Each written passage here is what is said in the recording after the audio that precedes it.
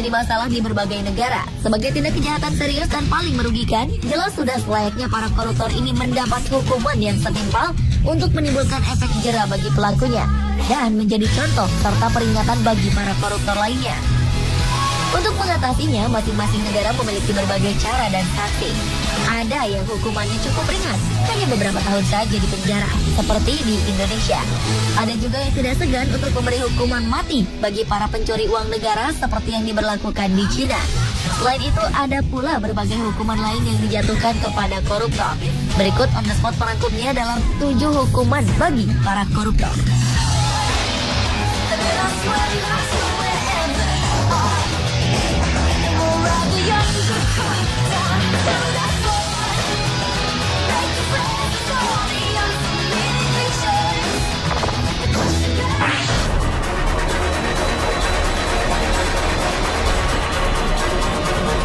Ulah demonstran Ukraina ini menjadi perhatian dunia. September 2014 lalu, mereka menggandeng politisi Vitaly Zurovsky menuju tempat sampah, lalu membuang sang politisi ke dalamnya. Vitaly tak mengalami cedera apapun. Namun, perasaan politisi ini terguncang hebat setelah sekelompok demonstran melemparnya ke tempat sampah besar di luar gedung parlemen Kiev. Awalnya, Vitaly berpakaian rapi, mengenakan kemeja putih dibalut jas hitam, menenteng tas kerja berwarna gelap, berjalan melewati kerumunan para pendemo. Video lainnya menunjukkan sekelompok pria berteriak ke arahnya, lalu melemparnya ke tempat sampah dengan bagian kepala terlebih dahulu. The emotions are running high because Parliament was set to vote on a vetting law, an anti-corruption, it's called lustration law, which people hope will be able to... Saat Vitaly meminta massa tenang, sebuah ban bekas dilempar ke dalam tempat sampah dan mengenai kepalanya. Seorang demonstran memegangi kepala Vitaly, mencegahnya agar tidak melarikan diri dari tempat sampah. Vitaly adalah mantan anggota partai mantan Presiden Viktor Yanukovych yang dilengsarkan paksa Februari lalu setelah menolak menandatangani Fakta Uni Eropa yang memicu protes di seluruh negeri. Ia juga tidak populer di kalangan pemilih setelah ia mengusulkan tindakan keras terhadap legislator anti pemerintah. Ia disebut-sebut sebagai politisi yang korup dan menjadi rezim pro-Rusia.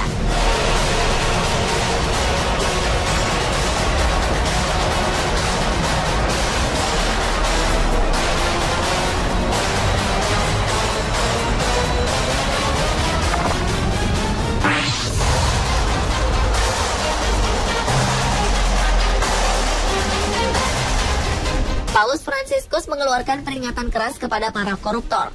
Dalam khotbahnya di Kasas Santa Marta, Vatikan, Paus menegaskan perbedaan antara para pendosa yang menyesal lalu bertobat dengan mereka yang menjalani kehidupan ganda dan munafik. Rajin bersedekah, tetapi di sisi lain tetap mencuri dari negara dan kaum miskin. Paus mengatakan lebih baik jika koruptor diikat di sebuah batu penggilingan lalu dilempar ke laut. Ia juga menggambarkan para koruptor seperti batu nisan yang kelihatan putih bersih, tetapi di dalamnya penuh tulang belulang dan kebusukan. Paus Fransiskus juga menyebutkan bahwa orang tua yang mencari nafkah dengan menerima suap telah kehilangan harga dirinya, dan makanan yang mereka beri kepada anak-anak mereka disebut roti yang kotor. Khotbah Paus Fransiskus disampaikan di tengah kerasnya melawan korupsi dalam tubuh Vatikan. Dan pada Mei lalu, Direktur Bank Vatikan dipecat karena diduga terlibat korupsi dan skandal pencucian uang.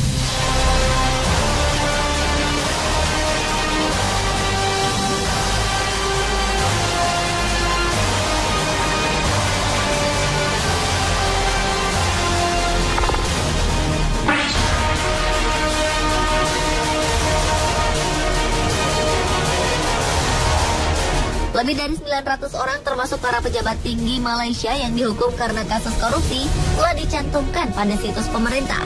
Para pelaku dipampang lengkap dengan foto-foto data pribadi dan sejarah kasus para pelaku. Database para pelaku korupsi dalam bahasa Melayu dan Inggris dipublikasikan di portal resmi Komisi Anti Korupsi Malaysia, MECC, untuk mengingatkan semua orang untuk tidak menerima atau memberi suap. Profil para pelaku korupsi dan suap ini mulai dibuat pada 1 Januari 2010 dan terus diperbaharui setiap 3 tahun sekali. Sebagian para pelaku korupsi tercatat sebagai politisi, pegawai negeri, pengusaha, wira swasta, ataupun anggota masyarakat biasa. Kronologis kasus setiap pelaku dicantumkan secara lengkap dan detail, termasuk besaran dana yang dikorupsi. Beberapa pelaku mengeluh bahwa database mereka yang disebarluaskan ke publik telah mempermalukan mereka. Namun pemerintah menegaskan bahwa masyarakat harus dididik akan seberapa seriusnya pelanggaran korupsi. Kira-kira seberapa panjang ya daftar pelaku korupsi di Indonesia jika dipampangkan seperti ini?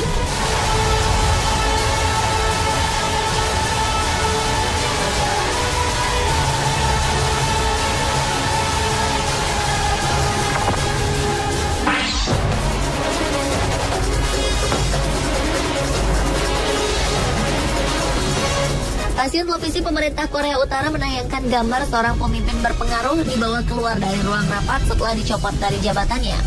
Jang Song-taek, paman dari pemimpin Kim Jong-un, dibawa oleh pengawal berseragam dari rapat. Kantor berita resmi Korea Utara menyebutkan Jang dicopot dari jabatannya karena melakukan tindakan kriminal termasuk korupsi. Langkah mempermalukan pejabat yang dipecat di depan umum baru kali ini terjadi di Korea Utara. Berita tentang pencopotan Jang ini pertama kali dilansir oleh media Korea Selatan.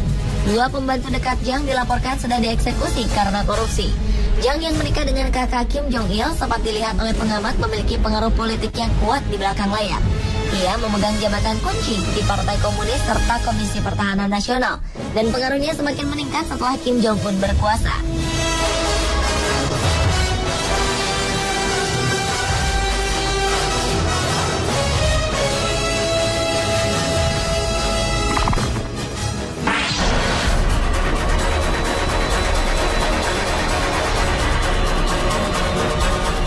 Keberhasilan Hong Kong dalam memberantas korupsi merupakan salah satu faktor pendukung pesatnya perkembangan perekonomian di negeri ini.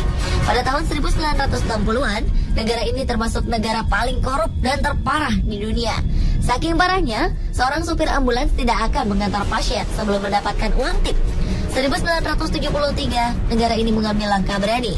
Tanpa kecuali, seluruh polisi, hakim, dan jaksa dipecat, kemudian membentuk Komisi Pemberantasan Korupsi yang dinamakan Independent Commission Against Corruption. Sejak awal terbentuk, lembaga ICAC tidak pernah pandang bulu dalam memberantas korupsi, baik kasus korupsi besar maupun kecil. Selain menerapkan hukuman mati bagi para koruptor, pemerintah juga menciptakan efek malu dengan menangkap koruptor di muka umum. Wow, apakah bangsa kita perlu melakukan hal yang sama untuk bisa benar-benar bersih dari korupsi?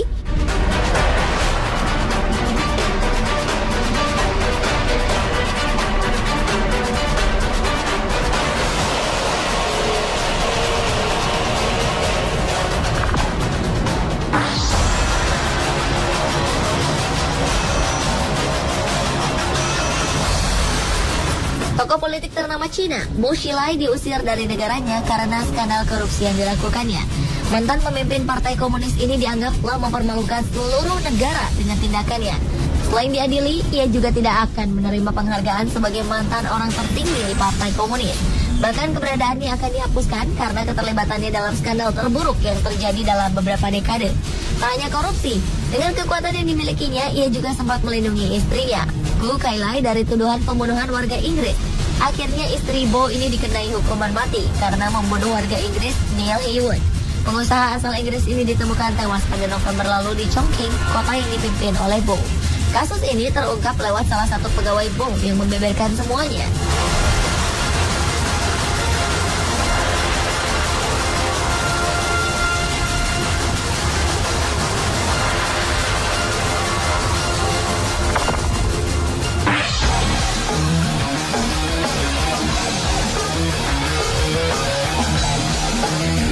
Manajemen Rumah Sakit Dr. Karyadi Semarang meminta salah seorang pasiennya yang juga terdakwa kasus dugaan korupsi, Satrio Teguh Subroto, untuk segera meninggalkan rumah sakit karena diduga memanfaatkannya untuk menghindari hukuman kurungan.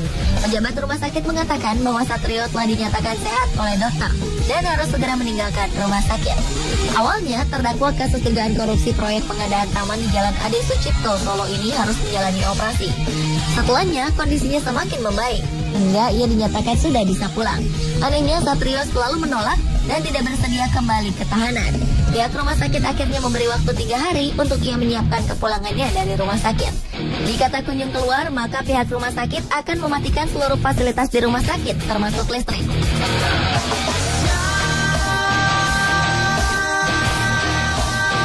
Pemirsa, itulah 7 hukuman bagi para koruptor versi On The Spot.